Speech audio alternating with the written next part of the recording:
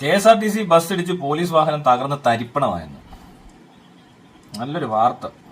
അതിനകത്ത് SIക്കും പ്രതിക്കും എല്ലാം പരിക്ക്. അതാ കോമഡി.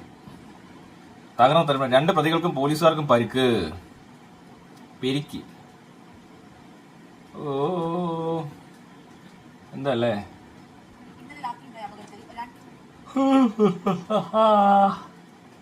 ഇടിച്ച് തകർന്ന് കിടക്കുന്നുണ്ട്.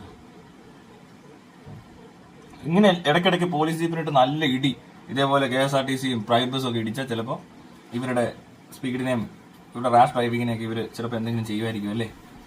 അല്ലാതെ വലിയ പ്രതീക്ഷയൊന്നുമില്ല. കാരണം അവർക്കൊരു ഉത്തരവാദിത്തമില്ല. ഇവിടെ ഈ റാഷ് ഡ്രൈവിംഗ് കാരണം ഇടി ഉണ്ടാകുന്നത്. അത് പോലീസുകാർക്കിട്ട് തന്നെ ജീപ്പിനിട്ട് 5 ഇടി ഇടിക്കാമെങ്കിൽ ചിലപ്പോൾ അവർ ശ്രദ്ധിക്കുമായിരിക്കും. അത് കിട്ടാത്തതിൻ്റെ ഒരു കുഴപ്പമേ ഉള്ളൂ. അല്ലാതെ എല്ലായിടത്തും പ്രശ്നമാണ്. ബസ്സുകൾ ഒരുപാട് ഡ്രൈവേഴ്സ് വിഷയമാണ്. എല്ലാവരും ഒന്നും അങ്ങനെയാണെന്ന് പറയാൻ പറ്റത്തില്ല. ചില ഡ്രൈവേഴ്സ് ഓവറാണ്, അവർ പ്രശ്നക്കാരാണ്, അലമ്പാണ്, ഡ്രൈവിംഗ് വളരെ മോശമാണ്, എല്ലാവർക്കും കാണാവുന്ന കാര്യമാണ്. ഇനി ഇതുപോലെ റാഷ് ഡ്രൈവ് ചെയ്യുന്നവരെ കണ്ടു കഴിഞ്ഞാൽ ശരിക്കും പറഞ്ഞാൽ വീഡിയോ എടുത്ത് എല്ലാവരും പബ്ലിഷ് ചെയ്ത് പോരാത്തതിന് MVDക്ക് പരാതി കൊടുത്ത് കാര്യമായിട്ട് ഇടപെടാനൊന്നും നടക്കത്തില്ല. എന്നാൽ പോലും കാര്യമില്ലെന്നേ. ഇതിന്റെ പ്രശ്നം അതൊക്കെയാണ്. ഇവരെന്നും ഇങ്ങനെ ട്രാൻസ്പോർട്ടിൽ ഡ്രൈവർമാർക്ക് എന്ത് ഇത്ര ക്ഷാമം? ഒരാളെ പറഞ്ഞു വിട്ടാൽ വേറെ ആളെ കിട്ടത്തില്ലേ? അതെന്തുകൊണ്ടാണ് കംപ്ലയിൻസ് അധികം ആയാലും ഈ ഡ്രൈവർമാരെ മാറ്റാത്തത്? അതിനകത്ത് ചെറിയൊരു പ്രശ്നം ഇല്ലേ? ആർക്കറിയാം എന്തുവാന്ന്.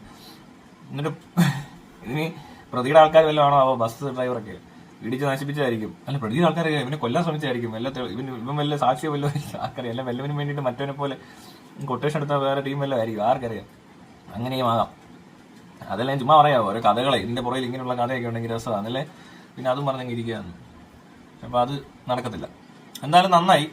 ഇനിയും ഇതുപോലെ പോലീസുകാരുടെ ജീപ്പിന് തന്നെ ഒരു 10 ഇടി ഇടിക്കുവാണ് ഇവർക്ക് മനസ്സിലാവും. അല്ലാതെ ഇവർക്ക് മനസ്സിലാകത്തില്ല. ഇവരെല്ലാവരും അവരവരുടെ നെഞ്ചത്തോട് കയറുമ്പോൾ മാത്രമേ എല്ലാവരും ശ്രദ്ധിക്കത്തുള്ളൂ. അതുവരെ എല്ലാവരും ഫ്രീയാണ്, ഒന്നും അറിയണ്ട.